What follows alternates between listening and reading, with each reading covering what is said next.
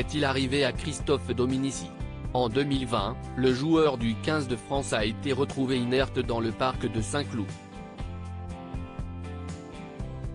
Il aurait succombé à ses blessures après avoir fait une chute de 10 mètres de haut. Le rugbyman serait tombé du toit d'un bâtiment. Quelque temps avant le terrible incident, le sportif avait passé quelques jours en clinique pour traiter un état dépressif. À la lumière de cet élément, les forces de police auraient privilégié la piste du suicide, a rapporté Le Figaro.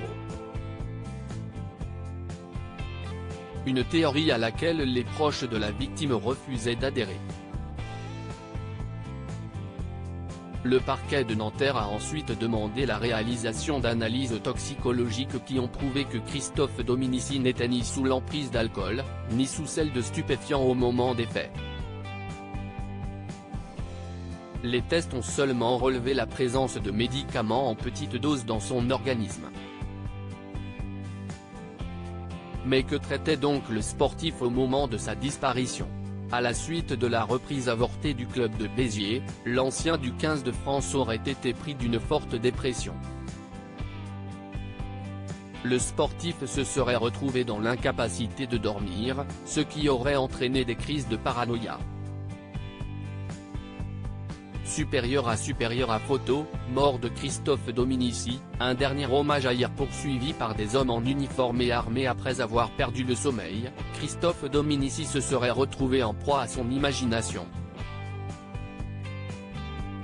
Aussi, ce 24 novembre 2020, le sportif aurait été pris d'une crise de délire alors qu'il se trouvait au parc de Saint-Cloud. Un de ses proches confie à l'équipe que Christophe Dominici était grandement impacté par le manque de sommeil, il se croyait poursuivi par des hommes en uniforme et armés, rapporte Télé 7 jours.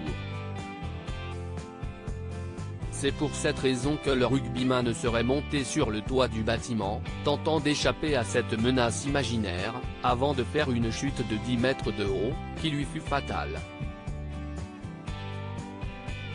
Article écrit en collaboration avec 6 médias Crédit Photo, JB Tissier Panoramique.